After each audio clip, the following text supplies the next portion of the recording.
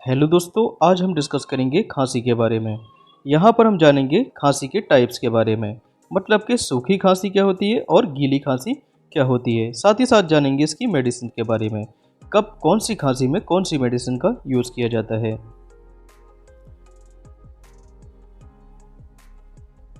और यहाँ पर जानेंगे गीली खांसी में कौन कौन सी मेडिसिन का यूज़ किया जाता है और इन मेडिसिन का क्या क्या काम होता है।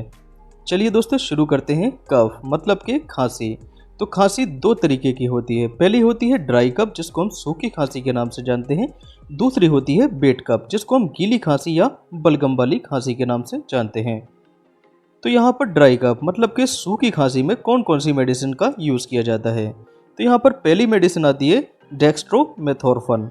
डेक्स्ट्रोमेथोर्फन का क्या काम होता है? ये ब्रेन के कफ सेंटर को सप्रेस कर देती है।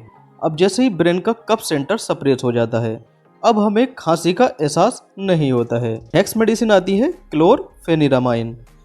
ये एक एंटी एलर्जिक और एंटी हिस्टामिन मेडिसिन होती है। तो ये मेडिसिन रनी नोज मतलब कि बहती नाक और आँख से पानी निकलना और स्नीजिंग मतलब कि छींक, तो इन चीज़ों को ये रोक देती है। नेक्स्ट मेडिसिन आती है फेनिल एफ्रिन।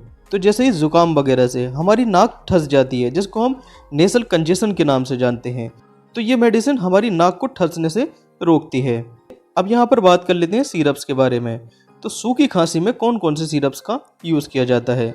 तो मोस्टली इन सिरप के अंत में या तो डी देखने को मिल जाता है या DX देखने को मिल जाता है। तो यहाँ पर कौन कौन सी सिरप्स का यूज़ किया जाता है? तो जैसे कि कोरेक्स DS और नेक्स्ट बेनाड्रिल DR और रेड ओकोफ डी एंड कोजीफीड प्लस और कॉप्सिल ड्राई सिरप और टूस बास। तो इनमें से कोई भी एक सिरप आप सूखी खांसी में पेशेंट को दे सकते हैं।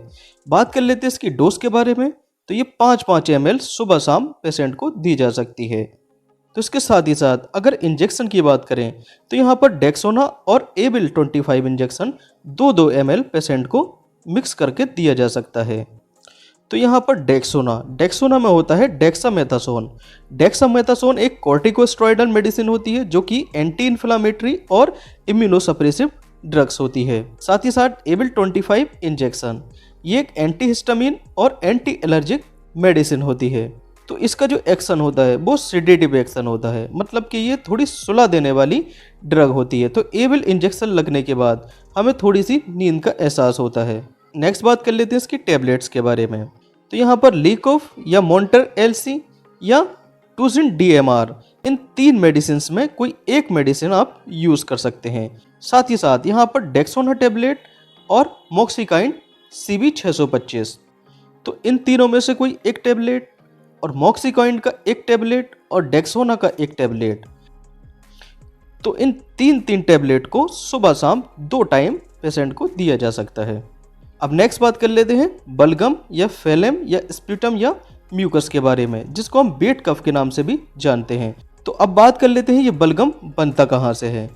तो हमारे फेफड़ों की जो ट्रेकिया होती है या ब्रोंकस होता है या ब्रोंक्यूल्स होता है, इसकी जो इनर मेम्ब्रेन होती है, तो इसकी जो इनर मेम्ब्रेन की जो लाइनिंग होती है, जिसको हम इपिथेलियल लाइनिंग बोलते हैं, तो इपिथेलियल लाइनिंग में म्यूकस सीक्रेटिंग सेल्स होती हैं। तो ये सेल ही यहाँ से म्यूकस या स्प्यूटम या फिल्म या बलगम रिलीज करती हैं। अब यहाँ पर हम 3 टाइप के एक्सरे देख पा रहे हैं।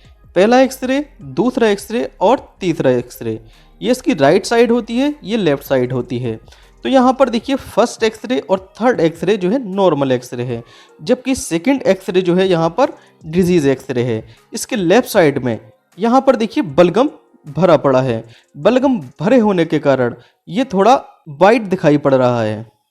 तो अब बात कर लेते हैं हम वेट कफ में यूज़ होने वाली मेडिसिन के बारे में। तो यहाँ पर कौन कौन सी मेडिसिन का यूज़ किया जाता है।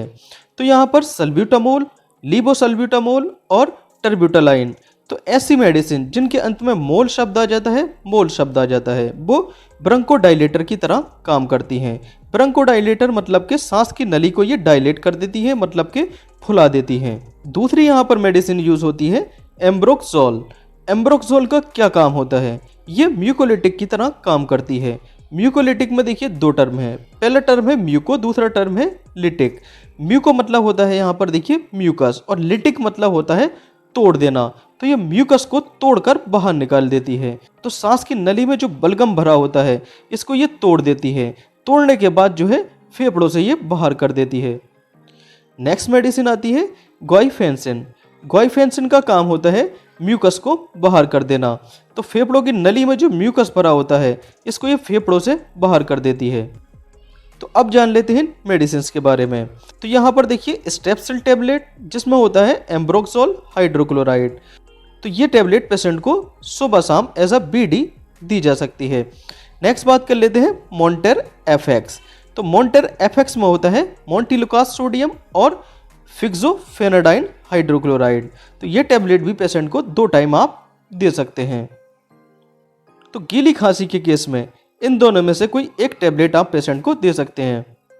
अब बात कर लेते हैं गीली खांसी के केस में कौन कौन सी सिरप्स का यूज किया जा सकता है। तो यहाँ पर एस्थेलिन AX और ब्रोजीडेक्स और कॉप्सिलबेट कफ सिरप और जेंकफ AM और जेनकॉफ और ब्रोबिसे और मैग्नेटस DX। तो इन सिरप में से कोई एक सिरप आप यूज कर सकते हैं। तो बात कर लेते हैं इसकी डोज के बारे में। तो 5-5 ml सुबह शाम ये पेशेंट को दे सकते हैं।